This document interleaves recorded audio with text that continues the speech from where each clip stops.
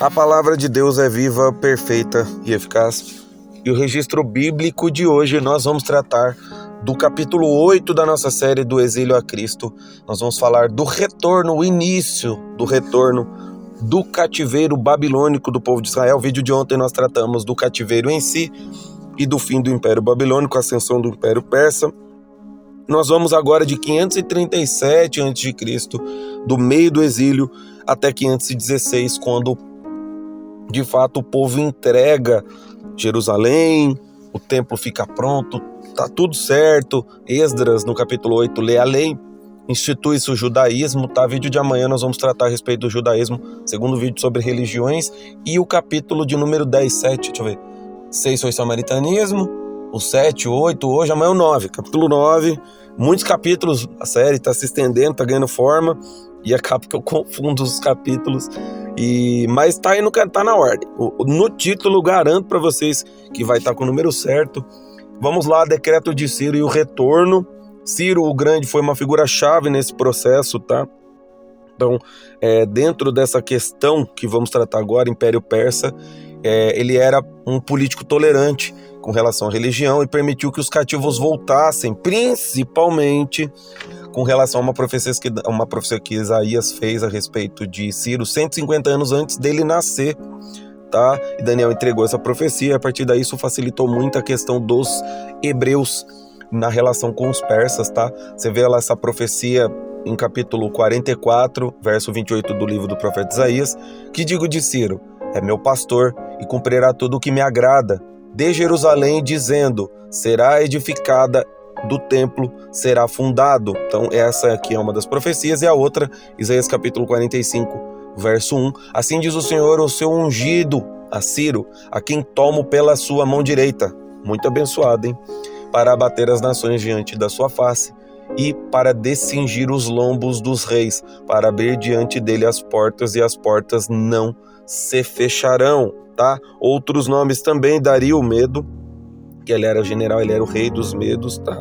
Profetas que profetizaram nessa época: Ageu e Zacarias. Tem livro do profeta Ageu, do capítulo 2, verso 9, a glória da segunda casa, tem passagem dele, tá? Temos também futuramente livro do profeta Zacarias. Então, e tem Malaquias também. Malaquias já é um pouco mais avançado, já é quando o judaísmo está instituído, templo construído, muralhas de Jerusalém reerguidas, já era um pouquinho para frente de Esdras e Neemias, tá? 538, Ciro emitiu um decreto que permitia aos judeus retornar a Jerusalém e reconstruir tanto o templo quanto a cidade em si, tá?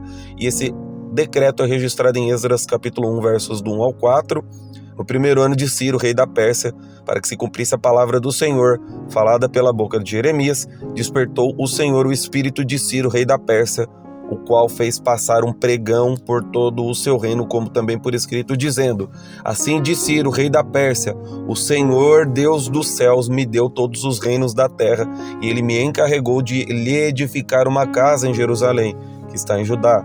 Que há entre vós de todo o seu povo, seja seu Deus com ele, e suba a Jerusalém, que está em Judá, e edifique a casa do Senhor Deus de Israel. Ele é o Deus que está em Jerusalém. E todo aquele que ficar em qualquer lugar onde peregrine, os homens do seu lugar o ajudarão com prata e com ouro e com bens e com gado, afora as dádivas voluntárias para a casa de Deus que está em Jerusalém. Basicamente, ele deixou claro o seguinte: todo mundo fique sabendo que Deus me escolheu, que Deus me mandou construir uma casa para ele, ou seja, reconstruir, e a glória da segunda casa retrata justamente isso, todas as condições. Foi fácil, foi tranquilo? Óbvio que não. O diabo gosta de atormentar o povo de Deus, os escolhidos, e aqui está deixando claro que através de Ciro, um pagão, um povo mundano, Deus ia reconstruir o seu povo. E essa primeira leva de judeus retornados para lá, a partir do decreto, foi liderado por Zorobabel, descendente de Davi, e Josué, o sumo sacerdote, a partir de 537, que é daqui que a gente continua a história. Como eu falei, foram muitos desafios, oposição dos povos vizinhos, principalmente do povo de Samaria, tá? Segundo a visão judaica, segundo a visão hebreia do povo de Judá, o povo de Samaria é impuro, o povo de Samaria é um problema, então eles não quiseram deixar ajudar, não tem explicação, tá? Que fique claro, por isso que nós estamos tratando dos dois lados da história, para que a gente possa criar hipóteses, entender, conjecturar, para ver o que aconteceu, porque a gente tem a visão dos reis de Judá, primeira e segunda crônicas, nós temos a análise de Esdras, Neemias, que são judeus de Benjamim, enfim, da tribo do sul, do povo do sul, mas a gente não tem a visão do povo do norte. Depois da miscigenação, a gente tem poucas passagens. Você tem lá em 2 Reis, quando Ezequias manda uma carta para tentar fazer uma paz unida, mas não tem muita informação, infelizmente, tá? O templo foi finalmente construído, dedicado a Deus em 516 a.C., está lá no capítulo 6 de Esdras, como eu falei. Esdras e Neemias são livros históricos, políticos a respeito da história do povo. Jeremias, Zacarias e Ageu são livros proféticos dessa época, tá bom? Outros líderes, como Neemias também, em 444 a.C., também foram enviados. Então, em 458, vamos lá, 537, Zorobabel é enviado para Jerusalém, primeira remessa. Esdras em 458 a.C. e Neemias, por fim, terceiro envio em 444 a.C. Neemias liderou a reconstrução física, geográfica de Jerusalém, ajudou também na reconstrução do templo, na restauração de Jerusalém, e ajudou também na construção do judaísmo como uma questão política. Já no caso de Esdras, foi a questão da restauração espiritual do povo, tá? Para a tradição judaica, a tradição rabínica, a religião judaica em si começou com Abraão, Isaac e Jacó, os patriarcas, porém ela foi instituída, ela foi formulada aos moldes de hoje, com todas as regras, com Kashrut, né, o livro a respeito das tratativas de alimentação, né, em cima do que Levítico, os Midrashes, o Talmud, todas essas obras foram organizadas, compiladas até alguns livros do Antigo Testamento, como é o caso de Esther. Neemias também é um livro que talvez Esdras escreveu, primeira e segunda crônicas, então ele é uma pessoa muito ativa nessa questão política, principalmente espiritual, certo?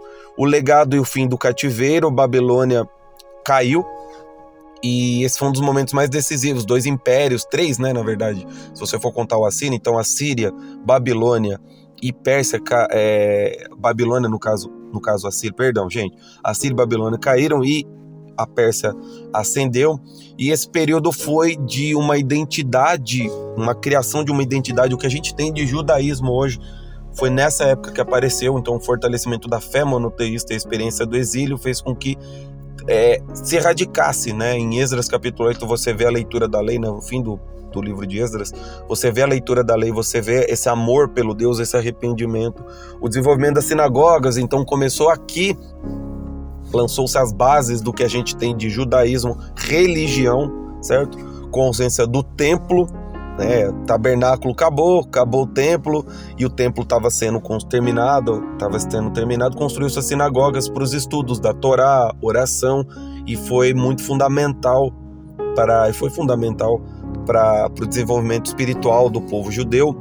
Valorização das escrituras, né? Como eu falei, a leitura da lei, da Torá, para o povo foi de muita importância, né? E teve um grande empenho na coleta, cópia e estudo das escrituras, como eu falei, formulação de várias dessas obras, e a fé baseou a identidade desse povo. Reafirmação da aliança, o retorno foi visto como um sinal de fidelidade de Deus, cumprindo as profecias de Jeremias que realmente iam retornar, mesmo diante da infidelidade do povo de Israel. Deus teve misericórdia, Deus é misericórdia, justo, e ele prometeu e cumpriu. Resumindo, o cativeiro judeu na Babilônia foi um testemunho do cumprimento das profecias divinas, da fidelidade de Deus para com o seu povo, marcando o início de uma nova fase da história de Israel. Depois de tantos reis, tanto problema, você vê, é muito legal chegar até aqui, falar de cativeiro, é muito emocionante, porque traçar um paralelo, se for contar esses 9 episódios, o de hoje, e mais os 6 da série da divisão das tribos, a divisão do reino, é muito emocionante, porque são 15 episódios que tratam de muitos capítulos, muitos livros. A gente fez uma viagem até aqui muito interessante. A viagem ainda não acabou, não tá nem na metade. Tem muita coisa para falar de pós-exílio, tem muita coisa do cativeiro para agora, a volta do cativeiro, na situação quando o judaísmo, o Esdras e Neemias constrói tudo, é muita coisa. A gente vai falar no próximo vídeo de profeta Malaquias do que está acontecendo, versículos muito conhecidos por nós a respeito de nós somos ladrões de Deus quando a gente não entrega o dízimo. Esse versículo é conhecido. Nós vamos tratar, eu vou analisar o livro de Malaquias com vocês para entender, porque o livro de Malaquias ele é profético, mas ele tem um contexto histórico muito profundo, porque é um ponto-chave. Aqui, o retorno do exílio, judaísmo forte, sociedade forte, apesar de Judá e Benjamim serem província, serem bairro do governo persa, mas eles têm uma identidade forte, né? O Império Persa permitiu eles poderem reger a sua religião normal, não impediu isso. Passa também muito pela que a rainha Esther fez com Xerxes, né?